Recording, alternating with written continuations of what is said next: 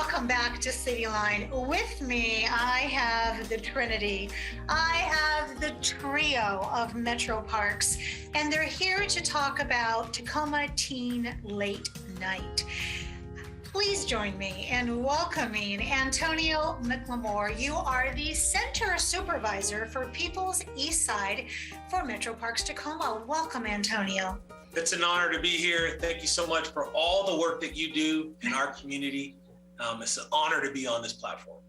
Well, it's great to have you here. Every time I check into social media, you are busy creating and doing something. Yeah. And when I saw that you were a guest, I was like, how on earth did we get 13 minutes of their time? We must have done something really great. So thank you for being here. You brought with you two friends, Cheryl Blessing. Could there be a better last name than that? It makes everybody smile. You are the Middle School Teen and Youth Development Supervisor for Metro Parks Tacoma. I don't know how you do it. That's amazing. Well, thank you, Amanda. It's a pleasure to be here, and I'm excited to share more about the programs that we offer for youth and young adults. Absolutely. And then rounding it out, certainly last but not least, this handsome man over here, Mr. Robert Doss, you are the Center Ambassador at the People's Community Center for Metro Parks. Robert, welcome to Cityline. Thanks, Amanda. Thanks for having me. I'm excited to be here to share my thoughts, and my concerns. I work real close with the youth, and I'm just happy to be here. I'm ready to go. Well, we're lucky to have you. So let's get to it. So Cheryl, for parents and for teens who are watching right now, what is teen late night besides something you don't want to think about when your teens are out really late and you don't know where they are? Where does this happen and when did it start?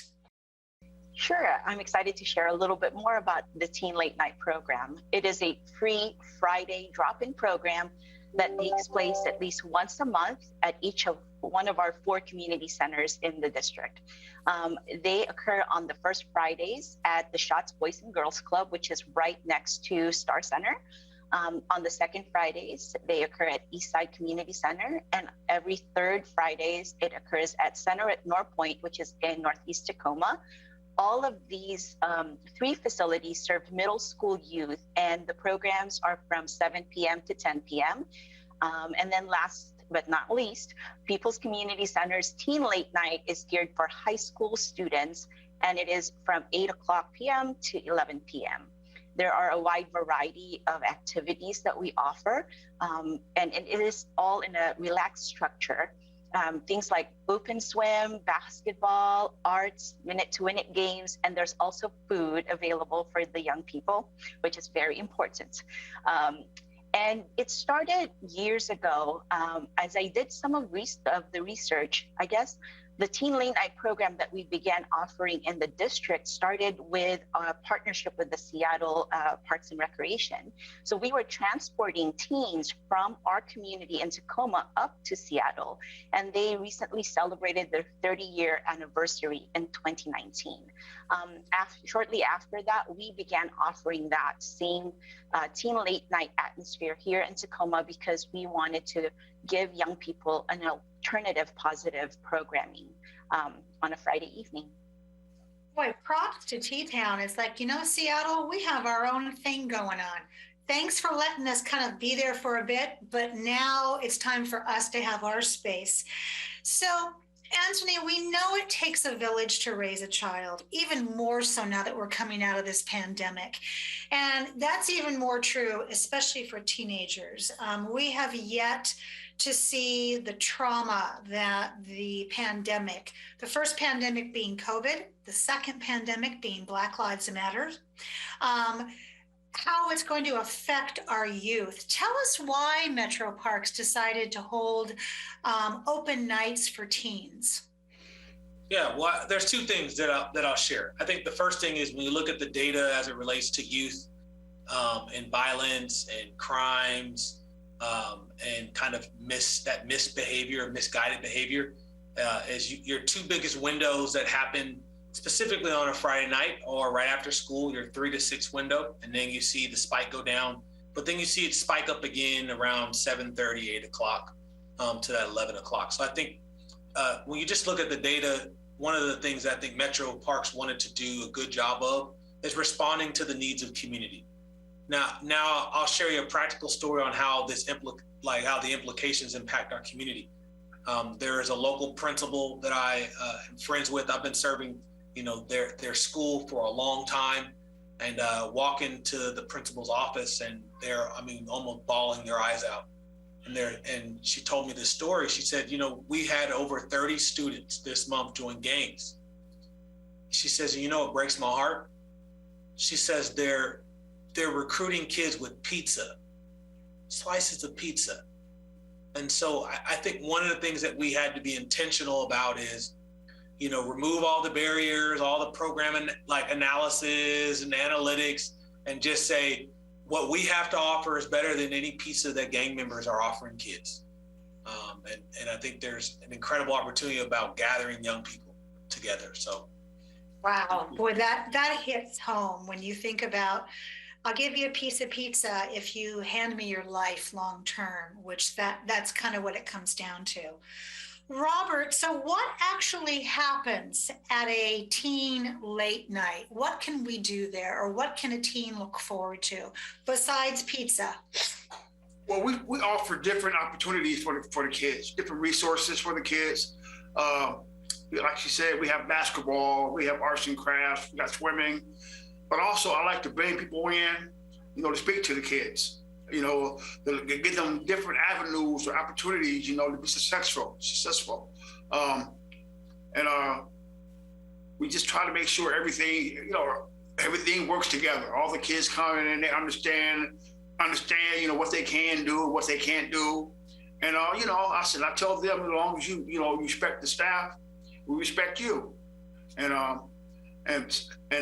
me, I get to travel. I travel to all the centers from here to North Point, and I see all the kids, and it's a joy to be able to be guidance for the kids, because it's a lot of the kids that come to this center don't have any guidance, and sometimes we all they got to look at. Boy, yes. I want to be strong in there because I'm from the same neighborhood, so I want to be here for the kids. You are an adult that they can depend upon, yeah. Which in many gatherings, as we talk about it taking a village, that hasn't always been the case in terms of adults that are safe around them. And certainly giving them a place to express themselves and a place to learn how to communicate, but also to blow off steam. It doesn't get any better than that in my books. Antonio, I heard that Metro Parks recently built a brand new space for teens at the People's Community Center, gorgeous center, with help from community volunteers. Tell me a bit more about that project. What did they build specifically that a teen would love?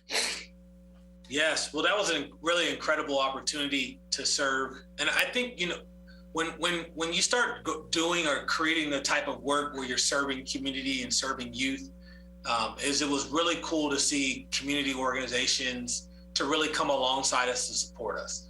So some of the things that they built was tables, check-in tables. They built benches. It's just the work they did was really incredible. And painting, they literally completely painted our teen center, and they did a phenomenal job, and I'm so honored for that particular partnership. Boy, talk about putting skin in the game. That's a model we take from like Habitat from Humanity. If you can build it, it's yours. And if it's yours, then we have ownership, and that leads to all kinds of beautiful behaviors and characteristic traits that we learn when we have our parents help us paint a room or something like that. So, Antonio, teens are helping connect to our community. Do the late night teens make other connections as well in terms of why it's important to serve their community? Yeah, I remember one of our police officers was saying, if you can just help us by bringing students together, they are least likely to commit crime against each other. And so I think that's been, in my opinion, one of the most valuable connections is like improving on the, the peer-to-peer.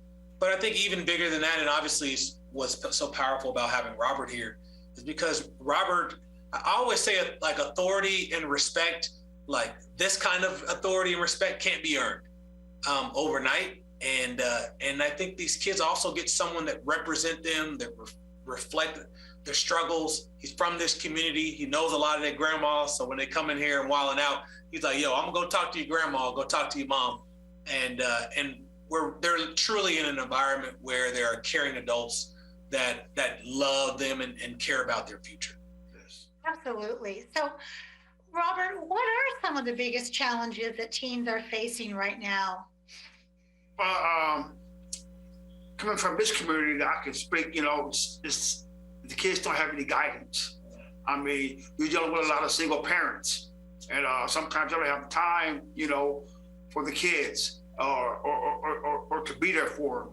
So when they come here, we have the opportunity, to whisper in their ear something positive, trying to stir them in a direction that's positive. That's good. But the challenge, just getting them all to come together, like Antonio said. Once they get to know each other and they get to hang out with each other, then there's opportunity for them to join gangs and to fight one another because they're together. And they become friends, and that cuts down, on them joining gangs. Absolutely, Just being here, just being here for them. Really good. That's right. Just being there, just having a place for them to be. Just being here, whatever they need, that's going to help them, grow. Exactly. So Cheryl, as Robert said, it's being there for them when perhaps their single parent that's working 2-3 jobs is doing everything they can do to be there for them in that way. Metro Park supports teens in other areas too. Like for instance, tell me about Club Beyond and maybe some job trainings because, these teens may want to get a part-time job and they're going to turn to this club for help. Yes, of course. So Club Beyond is our after-school program that's offered throughout all the middle schools in the Tacoma public school system. So that is a partnership that occurs with TPS, Metro Parks, Green Trikes, YMCA, Boys and Girls Club, Communities in Schools, and Tacoma Create. So there's a huge partnership that provides experiential learning opportunities for our middle schoolers to help empower them and give them the opportunity to express themselves in a safe environment in the schools. And the other one is our SEALS program, and SEALS stands for Students Engaged in Active Leadership Services. This is our high school internship program where we partner with TPS's Next Move and Brady Becker. And our mission is to provide community education and leadership development training for our high school students.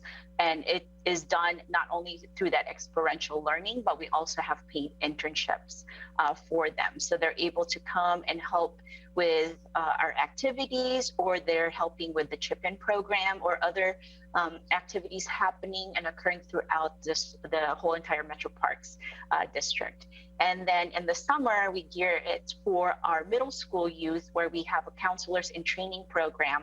And that's for our young people ages 12 to 15 who are trying to learn some of the basic skills in order for them to become camp counselors for the following year, depending on their age group. Love that. I want to say thank you to all three of you for being here today. There isn't enough words in my heart to tell you how I feel about you saving lives, because that's what you're doing. These are kids that could easily get into a gang situation and be killed. These are kids that could easily turn to suicide. And you are stepping into that gap and helping them understand that they are worth so much more than that. So thank you, all three of you. And the teams that you represent, and keep doing what you're doing. And I want to have you back on sooner than later, all right? Okay. Well, that wraps up another great segment of Cityline. It is always a pleasure and a privilege to be in your home. We've given you some really great things to think about in this last hour, so please go out there, pay it forward, and be a part of that tapestry. And when you come back, as always, we'll be waiting for you right here at Cityline. Take care.